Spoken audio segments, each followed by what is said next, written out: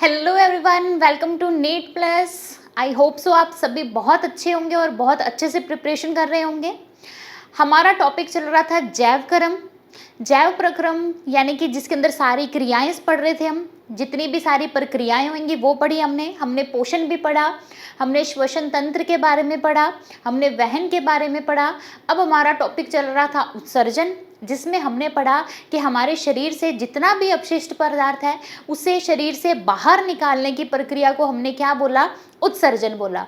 फिर हमने किया कि जितना भी जो ये अपशिष्ट पदार्थ है ये किस रूप में होगा, ये नाइट्रोजनी अपशिष्ट पदार्थ होगा। और ये कितने प्रकार के थे, 3 प्रकार के। हमने पढ़ लिया था अमोनिया, यूरिया और यूरिक अम्ल। सबसे ज़्यादा खतरनाक क्या था, अमोनिया। देन दूसरे नंबर पे हमारे पास क्या आया, यूरिया। और तीसरे नंबर पर सबसे कम जो अपशिष्ट पदार्थ था, जो सबसे कम हानिकारक होगा, वो हमारे पास क्या था, यूरिक अम्ल था। तो इस बेस पर हमने कर लिया। फिर हमने कहा कि मनुष्य के अंदर एक जोड़ी क्या मिलेगी, वृक्क मिलेगा। फिर क्या मिलेगी, मूत्र वाहिनी मिलेगी, मूत्राशय मिलेगा, और लास्ट में क्या मिला, मूत्र मार्ग मिला। तो हमने ये ओवरऑल स्ट्रक्चर देख ली थी।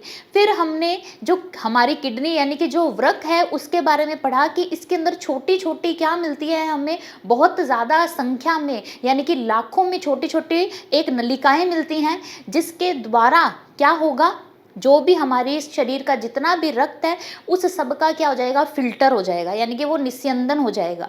उसके बाद जितना भी अपशिष्ट पदार्थ बचेगा वो हमारे शरीर से मूत्र के रूप में क्या हो जाएगा, बाहर हो जाएगा। तो हमने करनी थी क्या, जो हमारे शरीर के अंदर वृक्क के अंदर जो छोटी छोटी संरचनाएं मिल रही हैं वो कैसी दिखती हैं। तो करते हैं स्टार्ट अपने टॉपिक को आगे बढ़ाते हुए। देखिए हमें दिया हुआ है ये किसका डायग्राम, ये है हमारे पास वृक्क की संरचनात्मक व क्रियात्मक इकाई। संरचनात्मक व क्रियात्मक इकाई, इसे संरचनात्मक व क्रियात्मक इकाई को हमने क्या नाम दिया था, नेफ्रॉन। इसे हमने क्या नाम दिया था, नेफ्रॉन नाम दिया था। ठीक है, तो हम खुद एक प्रैक्टिस करते हैं कि ये चित्र कैसे बनेगा, और ये बोर्ड के लिए मोस्ट इंपॉर्टेंट है। आपसे पूछा जाएगा कि वृक्क की संरचनात्मक और क्रियात्मक इकाई क्या है, उसे चित्र सहित समझाइए। तो देखते हैं।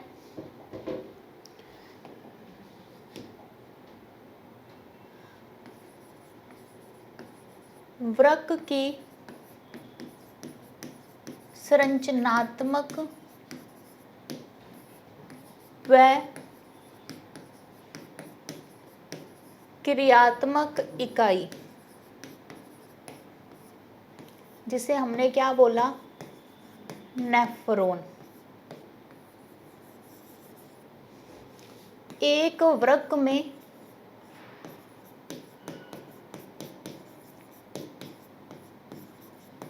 लाखों की संख्या में छोटी छोटी नलिकाएं पाई जाती हैं, जो रक्त का निस्यंदन करती हैं। तो इन्होंने कहा क्या, हमारे वृक्क की संरचनात्मक और क्रियात्मक इकाई क्या हो जाएगी, हमारे पास नेफ्रॉन हो जाएगा। एक वृक्क के अंदर लाखों की संख्या में क्या मिलेगी, छोटी छोटी क्या मिलेगी, नलिकाएं मिलेंगी, जो रक्त को क्या करेंगी, निस्यंदन करेंगी, वह मूत्र निर्माण करती हैं। क्या करेंगी, जो मूत्र निर्माण का क्या करेंगी, काम करेंगी। तो हमने इस मोस्ट इम्पॉर्टेंट जो नेफ्रॉन है उसकी संरचना को देखना है कि नेफ्रॉन की संरचना कैसी होती है।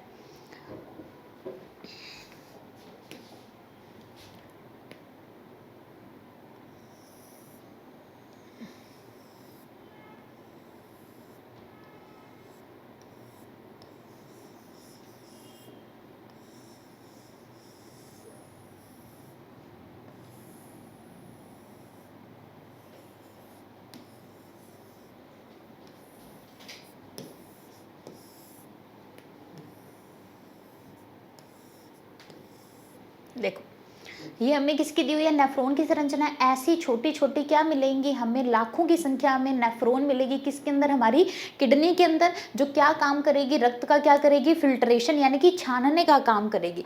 तो पहले एक बार देख लें कि इसके अंदर क्या क्या भाग मिलेंगे हमें।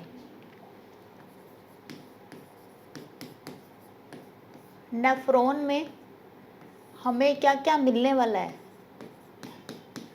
ग्लोमेरुलस, बोमन संपुट,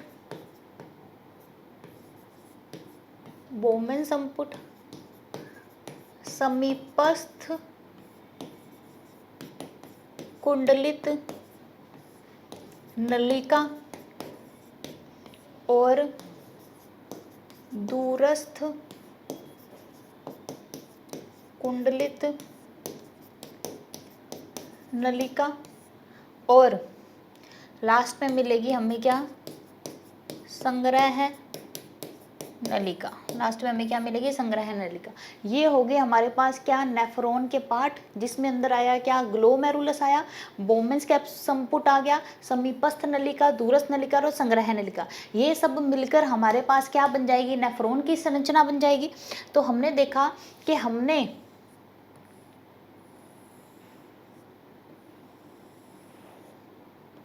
क्या बना लिया, ये संरचना बना ली। अब इसे हमने क्या नाम दिया, इसे हमने नाम दिया क्या, बोमन संपुट। इसे हमने क्या नाम दिया, समीपस्थ कुंडलित नलिका। वहां पर एक और नाम रह गया था, ये क्या रह गया हमारे पास, हैनले लूप। फिर इसे हमने क्या बोल दिया, दूरस्थ कुंडलित नलिका। और इस लास्ट को हमने क्या बोला, संग्रह नलिका। ठीक है, ये आ गया किसकी संरचना में, हमारे पास नेफ्रॉन की संरचना में। अब ये जो बोमन्स कैप्सूल है यानी कि बोमन संपुट है, इसके अंदर क्या आ रही है, केशिकाएं आ रही हैं, रक्त की क्या आ रही हैं, केशिकाएं आ रही हैं।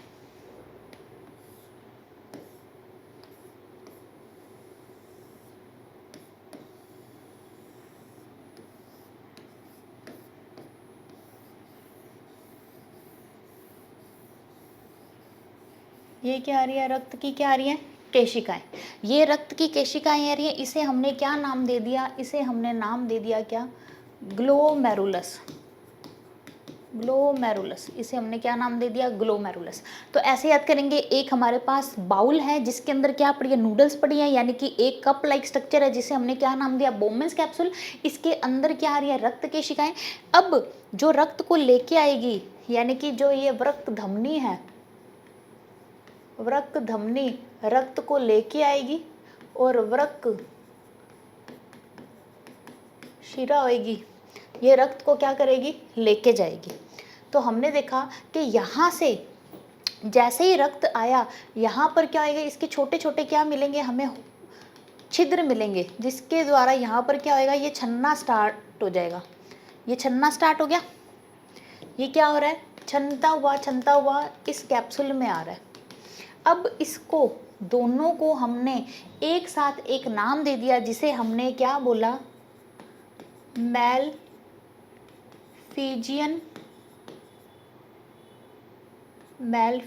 काय। ठीक है, मैलफिजियन काय। यहाँ से जितना भी फिल्टर होके आएगा सारा, वो किस में जाएगा, हमारे पास समीपस्थ कुंडलित नलिका में जाएगा। किस में जाएगा, समीपस्थ कुंडलित नलिका में। वहाँ से जितना भी छनकर आ रहा है वो वापस उसका क्या हो जाएगा, पुनः अवशोषण। अब जितना बच गया वो किस में जाएगा, इस हैनले लूप में जाएगा। हैनले लूप से जाता हुआ किसमें, दूरस्थ कुंडलित नलिका में। अब जितना बच जाएगा वो सारा किस में आ जाएगा, संग्रह नलिका में। और ये संग्रह नलिका से किसका निर्माण हो जाएगा, मूत्र का निर्माण हो जाएगा। तो ये आ गई हमारे पास किसकी संरचना, नेफ्रॉन की संरचना, जिसमें ग्लोमेरुलस और बोमेन संपुट, जिसे हमने एक साथ क्या बोल दिया, मैलफिजियन काय, जिसे हमने क्या बोल दिया, मैलफिजियन काय। फिर हमारे पास क्या आई इसके बाद, समीपस्थ कुंडलित नलिका, समीपस्थ कुंडलित नलिका। फिर क्या आया, हैनले लूप, हैनले लूप के बाद क्या आया, दूरस्थ कुंडलित नलिका, दूरस्थ कुंडलित नलिका। और फिर अंतिम में हमारे पास क्या आया, संग्रह नलिका। तो ये सब मिलकर क्या बनाएंगे, हमारे नेफ्रॉन की स्ट्रक्चर। इन सब ने मिलकर क्या बना लिया, नेफ्रॉन की स्ट्रक्चर। देखो ये नेफ्रॉन की संरचना है। इस नेफ्रॉन की संरचना में ये क्या हो जाएगी, धमनी की शाखा जो रक्त को लेके आएगी। ये जो कप लाइक स्ट्रक्चर लग रही है, इसे हमने क्या बोल दिया, बोमेन संपुट। और इसके अंदर जो रक्त केशिकाएं हैं उसे हमने क्या बोल दिया, ग्लोमेरुलस। इन दोनों को एक साथ हम क्या बोल सकते हैं, मैलफिजियन काय या मैलपीगियन काय। ठीक है। फिर उसके बाद ये आगे की तरफ क्या होगी, पूरी घूमती हुई आई है, यानी कि कुंडलित है, जिसे हमने क्या बोल दिया, समीपस्थ कुंडलित नलिका। फिर ये आगे जाके क्या बना रही है, एक यू जैसी स्ट्रक्चर बना रही है, यू आकार की, जिसे हमने क्या बोल दिया, हैनले लूप, जिसे हमने क्या बोल दिया, हैनले लूप। ये कैसा मिलेगा हमें, यू आकार का मिलेगा। हैनले लूप के आगे ये वापिस से क्या होगी, मुड़गी, जिसे हमने क्या नाम दे दिया, दूरस्थ कुंडलित नलिका। और ये आगे जाके किस में खुलेगी, जिसे हमने क्या बोला है, संग्राह नलिका। तो ये होगी हमारे पास किसकी संरचना, वृक्काणु यानी कि नेफ्रॉन, वृक्काणु यानी कि नेफ्रॉन की संरचना।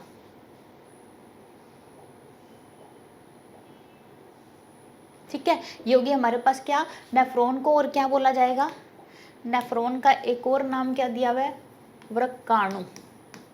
तो हमारे पास आ गया क्या, नेफ्रॉन की संरचना या वृक्काणु की संरचना। यहाँ पे आएगा बीच में हैनले लूप। तो ये क्या आगे सारे स्टेप आ गए हमारे पास। अब देखो इन्होंने बोमेन संपुट के बारे में बताया हुआ है।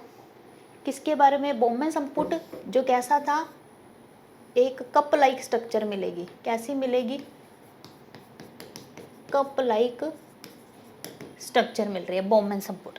बोमेन संपुट के बारे में क्या कह रहे हैं, नेफ्रॉन के ऊपरी भाग में, नेफ्रॉन के ऊपरी भाग में पाए जाने वाले कप के आकार का थैला होता है। कैसा होएगा, कप के आकार का क्या होएगा, थैला होगा।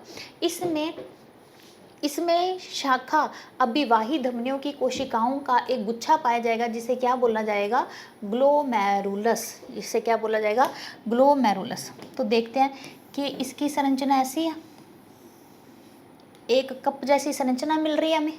अब यहाँ से क्या आ रही है, रक्त आ रहा है। रक्त को लेके आने वाली जो वाहिका होगी उसे हमने क्या नाम दे दिया, यहाँ पर उसे बोल दिया क्या, अभिवाही धमनी। अभिवाही धमनी जो रक्त को लेके आएगी इसके अंदर। ठीक है। और जो रक्त को लेके जाएगी ये यहाँ पे बहुत सारी शाखाओं में बंट जाएगी। और फिर जो ये रक्त को लेके जाएगी उसे क्या नाम दे दिया, अपवाही। उसे क्या दे दिया, अपवाही धमनी। ये अभिवाही और वो अपवाही। अब यहाँ पर हमें क्या मिलेगा, जो केशिकाओं का क्या मिलेगा, एक गुच्छा मिलेगा, यानी कि केशिकाओं का पूरा जाल मिल रहा है। इस केशिका के गुच्छे को, ये हमें क्या मिल रहा है, केशिका का जो गुच्छा मिल रहा है, केशिकाओं का जाल, केशिकाओं का जाल, इसे क्या नाम दे दिया हमने, ग्लोमेरुलस दे दिया। इसे हमने क्या नाम दे दिया, ग्लोमेरुलस। ठीक है। तो ये आ गया हमारे पास कप लाइक स्ट्रक्चर। क्या आ गया हमारे पास, बोमेन्स, जिसके अंदर रक्त लेके आने वाली क्या हो जाएगी, अभिवाही, और रक्त को वापस लेके जाने वाली क्या होगी, अपवाही। और बीच में हमें क्या मिल जाएगा, केशिकाओं का जाल मिल जाएगा, जिसे हमने क्या नाम दे दिया, ग्लोमेरुलस। अब देखो ग्लोमेरुलस का एक सिरा जो बोमेन संपुट में अपशिष्ट युक्त गंदा रक्त लाता है तथा दूसरा हिस्सा स्वच्छ रक्त को ले जाने हेतु वक्र शिरा से जुड़ा हुआ होता है। रक्त को लेके आने के लिए क्या मिलेगी, वृक्क धमनी और ले वापस यहाँ लेके आ रहा है और वापस ले जाने के लिए हमें क्या मिलेगी, वृक्क शिरा।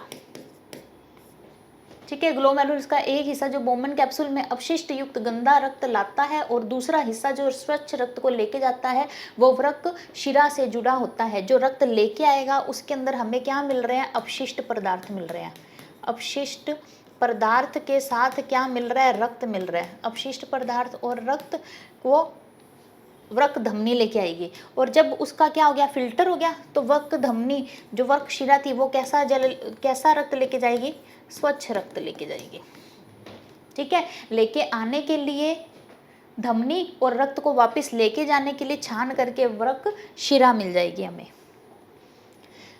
अब देखो वृक्क नलिका के बारे में दिया हुआ है। वृक्क नलिका के बारे में यानी कि हमें मिलेगी कौन सी, समीपस्थ कुंडलित नलिका और दूरस्थ कुंडलित नलिका। वृक्क नलिका हमारे पास कौन सी है, समीपस्थ और दूरस्थ कुंडलित नलिका। तो देखते हैं दोनों के बारे में क्या दिया हुआ है। प्रत्येक वृक्क नलिका में समीपस्थ नलिका, लूप, हैनले, दूरस्थ नलिका जैसे भाग होते हैं जो संग्रह नलिका में खुलते हैं। जो किस में खुलेंगे, संग्रह नलिका में खुलते हैं। ये हमें पता है कि वृक्क नलिका के अंदर क्या क्या आएगा। अगर मैं यहाँ पर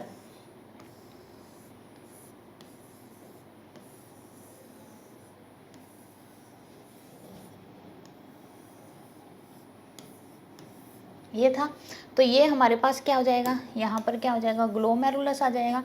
ये ग्लोमेरुलस आ गया हमारे पास। इसको हमने क्या बोल दिया, मैलफिजन। ये हमारा क्या आ जाएगा, ग्लोमेरुलस। ये बोमन कैप्सूल, ये बोमन संपुट आ गया। ये समीपस्थ कुंडलित नलिका, ये loop of Henle, Henle loop. ये दूरस्थ कुंडलित नलिका और ये किस में खुल जाएगा, समीपस्थ भाग में। ठीक है, ये समीपस्थ भाग में खुल गया। तो ये हुई हमारे पास किसकी संरचना, जिसके अंदर ये सारे भाग आ रहे हैं। ये हमारे पास क्या हो गया, ये हमारे पास क्या हुआ है, सारी वृक्क नलिका आ गई। ठीक है, ये हमारे पास क्या आ गई, वृक्क नलिका आ गई। अब देखो, अब नेक्स्ट ये किसके अंदर खुलेगा, मूत्राशय में। मूत्राशय क्या होएगा, वृक्क से अब छन गया क्या, मूत्र। मूत्र वाहिनी के द्वारा किस में आ जाएगा, मूत्राशय में आ जाएगा। और ये कैसी संरचना होगी, थैलीनुमा संरचना होगी, जिसके अंदर मूत्राशय को क्या किया जाएगा, संचित किया जाएगा। मूत्राशय के अंदर थैलीनुमा संरचना के अंदर क्या किया जाएगा, मूत्र का संचय। क्या किया जाएगा, मूत्र का संचय किया जाएगा। ठीक है, अब देखो मूत्र वाहिनी, ये हमने पढ़ लिया। ये हमारे पास एक जोड़ा किडनी थी, ये निकली मूत्र वाहिनी। फिर हमने पढ़ लिया मूत्राशय और लास्ट में क्या आएगा, मूत्र मार्ग। तो हमने ये मूत्राशय के बारे में पढ़ लिया। यहाँ पे हमें क्या दिया हुआ है, मूत्र वाहिनी। ये हमें क्या दिया हुआ है, मूत्र वाहिनी एक जोड़ी के रूप में पाई जाती है जो मूत्र को वृक्क से मूत्राशय तक पहुंचाने का क्या करेगी, काम करेगी। फिर लास्ट में क्या मिलेगा हमें, मूत्र मार्ग। लास्ट में क्या मिलेगा, मूत्र मार्ग मिलेगा, जिसके द्वारा मूत्र को क्या कर दिया जाएगा, शरीर से बाहर निकाल दिया जाएगा। क्लियर। अब देखो मूत्र निर्माण की प्रक्रिया कैसे होती है। अब इन्होंने कहा कि मूत्र निर्माण कैसे होगा, मूत्र निर्माण की प्रक्रिया कैसे होगी। तो इसकी प्रक्रिया को हमने 3 भागों में बांट दिया। एक आ गया क्या, गुच्छीय निस्यंदन। गुच्छीय निस्यंदन, फिर पुनरावशोषण, फिर क्या आ गया, पुनरावशोषण आ गया। फिर क्या आ जाएगा, तीसरा स्टेप क्या आ जाएगा हमारे पास, स्त्रावन। तीसरा स्टेप क्या आ जाएगा, स्त्रावन आ जाएगा। ठीक है, तो मूत्र निर्माण की प्रक्रिया में गुच्छीय निस्यंदन आ गया, पुनरावशोषण आ गया और तीसरा क्या आ जाएगा, स्त्रावन। यानी कि मूत्र निर्माण की प्रक्रिया में कितने चरण मिलेंगे हमें, 3 चरण मिलेंगे, गुच्छीय निस्यंदन, पुनरावशोषण और स्त्रावन। ठीक है, अब देखो नेक्स्ट कि इसके अंदर क्या होगा। सबसे पहले स्टेप चल रहा है क्या, बोमन कैप्सूल। बोमन संपुट यानी कि यहाँ पर क्या आई है हमारे पास, रक्त केशिका से रक्त का क्या हो रहा है, यहाँ पे निस्यंदन हो रहा है। तो यहाँ पे क्या होएगा, इन दोनों में कौन भाग लेगा, हमारा ग्लोमेरुलस और बोमन संपुट लेगा। अब क्या होएगा, रक्त का निस्यंदन पूर्ण होता है, प्रति मिनट 1000 से 1200 मिलीलीटर रक्त का क्या होएगा, निस्यंदन। यहाँ पर यानी कि जितना रक्त छन कर आ रहा है उसकी नंबरिंग कितनी होएगी, 1000 से 1200 मिलीलीटर छन कर आ गया। ठीक है, अब ये जितना छन रहा है, हम उस डायग्राम से देखें, ये देखो फर्स्ट स्टेप में हमारे पास क्या हो रहा है, फर्स्ट स्टेप में ये जितना छन कर आया है, जितना छन कर आएगा वो कितना हो जाएगा, 1000 से 1200 मिलीलीटर ये छन कर आ रहा है। इस छन्ने के अंदर हमारे पास क्या है, ग्लूकोज भी है, जल भी मिलेगा, अमाइनो एसिड भी मिलेगा, अमाइनो अम्ल भी मिलेगा, यूरिया भी मिलेगा, यूरिक एसिड, यानी कि सब कुछ छन के आ गया। ठीक है, सब कुछ छन कर आ रहा है। एक समरी में स्टेप देखें तो यहाँ से सारा सब कुछ छन कर आ रहा है। कितना छन कर आ रहा है, 1000 से 1200 छन कर आ गया। अब इस छन्ने के अंदर सब कुछ उपस्थित है, जल भी उपस्थित है, अमाइनो एसिड भी उपस्थित है, यूरिया भी है, यूरिक एसिड भी है, जल भी है, और सारा कुछ हमारे शरीर के आयंस भी इसके अंदर उपस्थित है। अब यहाँ से जब सारा छन के आया वो कितना है, 1100 से 1200 मिलीलीटर। लेकिन जब यह यहाँ से छनकर समीपस्थ कुंडलित नलिका है, हैनले लूप और दूरस्थ में जाएगा, तब सारा कुछ क्या हो जाएगा, रक्त के अंदर इसका क्या हो जाएगा, पुनः अवशोषण हो जाएगा। रक्त के अंदर इसका क्या हो जाएगा, पुनः अवशोषण। तो जब पुनः अवशोषण हो जाएगा तो संग्रह नलिका में सिर्फ क्या रह जाएगा, मूत्र रह जाएगा। तो यहाँ वाले स्टेप को हम क्या बोल देंगे, स्त्रावन। तो 3 आगे, पहले क्या हो जाएगा, निस्यंदन हो जाएगा, फिर दूसरे स्टेप में क्या हो जाएगा, पुनरावशोषण हो जाएगा, फिर तीसरे स्टेप में क्या हो जाएगा, स्त्रावन हो जाएगा। आई बात समझ में? तो देखते हैं,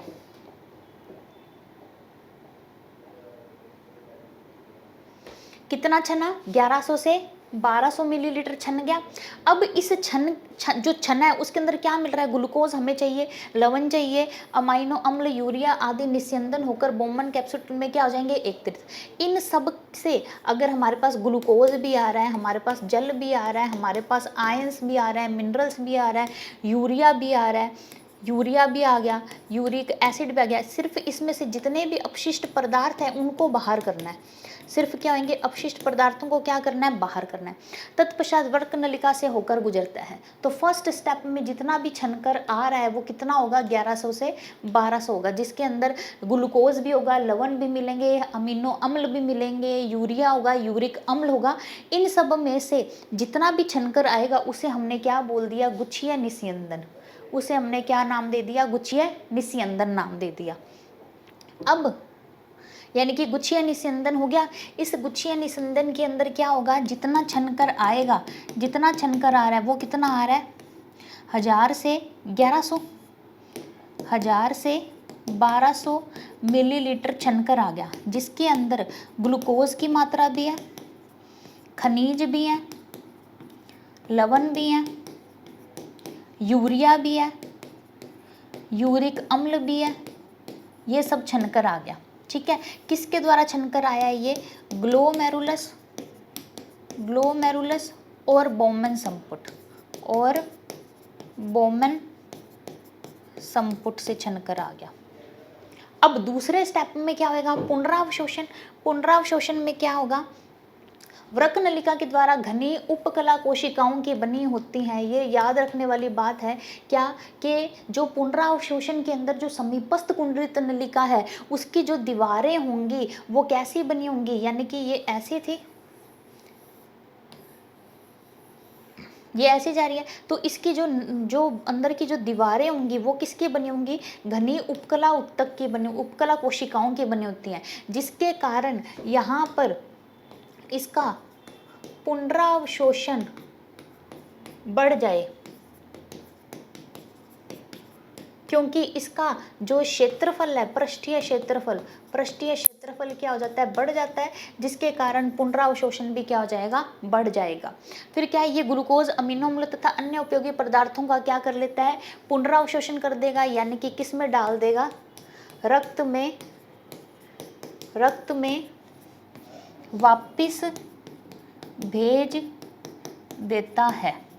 ठीक है, ये रक्त में वापस भेज देगा, यानी कि हमारे मूत्र के अंदर इसको जाने से क्या करेगा, रोकने का काम करता है। तो पुनरावशोषण में क्या हुआ, पुनरावशोषण में घनी उपकला कोशिका का क्या मिल रहा है, कोशिका का स्तर मिल रहा है, जिससे जो भी ग्लूकोज है, अमीनो अम्ल है, खनिज है, उनका क्या हो जाएगा, पुनरावशोषण हो जाएगा, उनका क्या हो जाएगा, पुनरावशोषण हो जाएगा। ठीक है, अब अंतिम चरण बचा क्या, स्त्रावन। स्त्रावन में देखें क्या क्या चल रहा है। स्त्रावन, मूत्र बन के तैयार हो रहा है, वृक्क की संग्रह नलिका में ले जाया जाएगा। अब मूत्र किस में आ गया, संग्रह नलिका में। मूत्र का मूत्र नलिका में क्या हो जाएगा, प्रवेश हो जाएगा, यानी कि यहाँ पर अब किसका निर्माण हो गया, मूत्र निर्माण हो गया। यहाँ पर क्या हो गया, मूत्र निर्माण हो गया। अब मूत्र निर्माण हुआ तो क्या हुआ, मूत्र का मूत्र नलिका में प्रवेश। अब ये देखो, ये हमारी क्या थी, किडनी थी, यानी कि हमारा वृक्क, और ये हमारी मूत्र वाहिनी, ये क्या थी, मूत्र वाहिनी। अब यहाँ पर अंदर क्या पड़ी थी,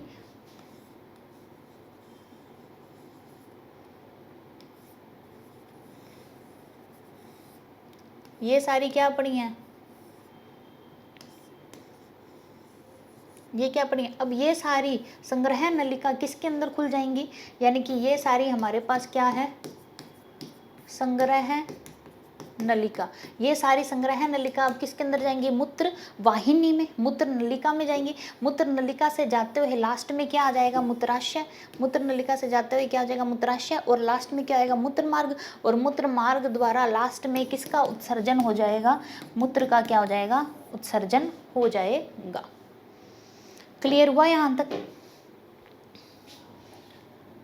अब देखो, ये सारा टॉपिक था हमारा क्या, कि मनुष्य के अंदर, मानव के अंदर उत्सर्जन कैसे होगा। एक वृक्क थी, उसके अंदर छोटी छोटी, हमें लाखों की संख्याओं में छोटी छोटी नलिकाएं मिली, जिसे हमने क्या नाम दे दिया, वृक्क नलिका नाम दे दिया, वृक्काणु नाम दे दिया, या फिर नेफ्रॉन नाम दे दिया, जो क्या करेगा, रक्त को छानने का काम करेगा, और उसमें से मूत्र को क्या कर देगा, हमारे शरीर से बाहर कर देगा। इसी प्रकार जितने भी पेड़ पौधे हैं, उनके अंदर भी क्या बनता है, अपशिष्ट पदार्थ क्या बनता है, वो देखते हैं, और वो कैसे शरीर से बाहर होगा उसके बारे में देखते हैं। तो इन्होंने कहा कि पादपों में उत्सर्जन कैसे होता है, यानी कि पादपों में जो भी अपशिष्ट पदार्थ बनेंगे वो कैसे शरीर से बाहर जाएंगे। सबसे पहले तो हमें कौन सी प्रोसेस दी हुई है, वाष्पोत्सर्जन। वाष्पोत्सर्जन वो प्रोसेस है जहां पर अगर जो जल हमने जड़ में जल डाला, अब वो क्या करेगा, जैसे ही सनलाइट आई, धूप आई, जिसके कारण जो जल है वो बूंदों के रूप में क्या हो जाएगा, बाहर उड़ जाएगा। वाष्पोत्सर्जन द्वारा अतिरिक्त जल क्या हो जाएगा, बाहर त्यागना। तो पहला पॉइंट हमारे पास क्या आ गया, वाष्पोत्सर्जन की प्रोसेस के द्वारा क्या होता है, उत्सर्जन होता है। जितना भी अपशिष्ट पर जल है वो शरीर से क्या चला जाएगा, पौधे के शरीर से क्या हो जाएगा, बाहर चला जाएगा। बहुत से पौधों में अपशिष्ट पदार्थ कोशिकीय रिक्तिका में संचित रहता है। एक क्या बन जाती है, रिक्तिका बन जाती है। इस रिक्तिका में क्या रहेगा, जितना भी अपशिष्ट पदार्थ है वो संचयित होकर रहता है पौधों के अंदर। अन्य अपशिष्ट पदार्थ हमें पता है रेजिन होते हैं, और गोंद के रूप में क्या होते हैं, पुराने जाइलम में संचित होते हैं, और वो पेड़ पौधों से क्या होते हैं, बाहर होते हैं। और कुछ पादपों द्वारा मृदा में क्या किया जाएगा, उत्सर्जन किया जाता है। तो रेजिन भी क्या है, इसका अपशिष्ट पदार्थ। आपसे पूछ ले कि पादपों का अपशिष्ट पदार्थ क्या है, तो रेजिन है, और क्या आ जाएगा, गोंद आ जाएगा, और जल क्या हो जाएगा, शरीर से बाहर हो जाएगा। और कुछ अपशिष्ट पदार्थ किसके अंदर संचित रहता है, रिक्तिका के अंदर संचित रहता है, और मृदा में भी क्या हो जाएगा, उत्सर्जन। तो आज हमने किया मोस्ट इम्पोर्टेंट क्वेश्चन जो पूछा जाएगा आपसे, कि जितने भी हमारे उत्सर्जन है, उत्सर्जन की इकाई क्या होगी और उत्सर्जन के अंदर जो इकाई है उसको चित्र सहित समझाइए। तो हमने बहुत अच्छे से क्या किया, नेफ्रॉन का स्ट्रक्चर देखा और उसको डायग्राम बना के देखा। और आई होप सो कि आप सब इसकी अच्छे से प्रैक्टिस करेंगे, क्योंकि ये बोर्ड के एग्जाम में मोस्ट इंपॉर्टेंट क्वेश्चन पूछा जाता है कि नेफ्रॉन की संरचना को चित्र सहित वर्णन कीजिए। तो अच्छे से इसकी प्रैक्टिस कीजिएगा। हम मिलेंगे अपनी नेक्स्ट क्लास में, तब तक के लिए अपना ध्यान रखिए। Thank you so much.